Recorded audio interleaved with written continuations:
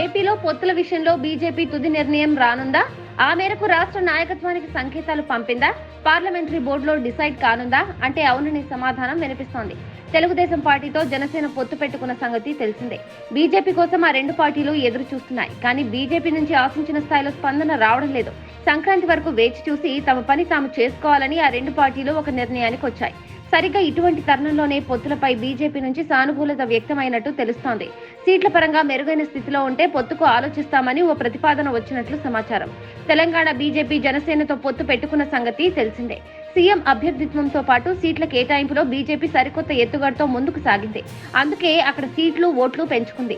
అదే ఫార్ములాను ఇక్కడ అనుసరించాలని చూస్తోంది. అయితే తెలంగాణతో పోల్చుకుంటే ఏపీలో ఆ పార్టీకి బలం అంతంత మాత్రమే. అందుకే పొత్తుల ద్వారా ముందుకెళ్లాలని ఒక నిర్ణయానికి వచ్చినట్లు సమాచారం.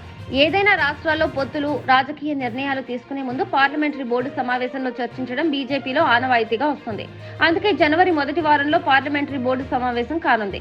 ఏపీ విషయంలో ఎలా ముందుకెళ్లాలో చర్చించనుంది. అయితే అంతకంటే ముందే ముగ్గురు జాతీయ నాయకులు ఏపీలో ఎంటర్ అయినట్లు సమాచారం. వచ్చే ఎన్నికల్లో బీజేపీ ఎలా ముందుకెళ్తే బాగుంటుంది అని రాష్ట్ర నేతల నుంచి అభిప్రాయాలు సేకరించినట్లు తెలుస్తుంది.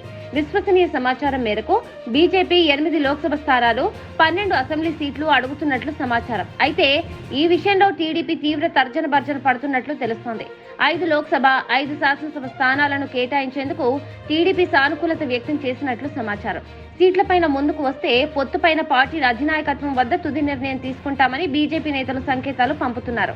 పార్టీ కమిటీ ఇచ్చిన నివేదిక పైన జనవరి తొలి వారంలో జరిగే బీజేపీ పార్లమెంటరీ బోర్డు సమావేశంలో చర్చించి నిర్ణయం తీసుకోనున్నారు. టీడీపీ నుంచి సీట్లపైన స్పష్టత వస్తేనే పొత్తు విషయంలో ప్రధాని తుది నిర్ణయం తీసుకునే అవకాశం ఉంది.